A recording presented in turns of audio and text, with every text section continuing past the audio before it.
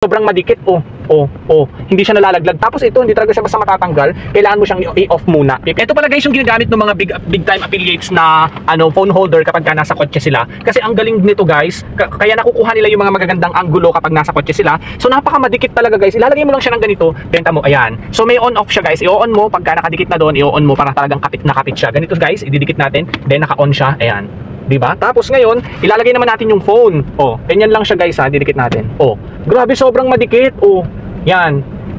Diba? Kaya yung mga anggulo na mga gusto mo kapag ka nasa kotse ka, makukuha mo talaga. Ito pala yung ginagamit nila kapag ka nasa loob sila ng kotse, sa bahay. Ito guys, talagang didikit lang yan sa mga flat surface talaga kailangan. Sa mga mirror, sa metal, yan. Basta flat talaga yung surface, saka pupunasan mo munang mabuti. Diba? Sobrang madikit.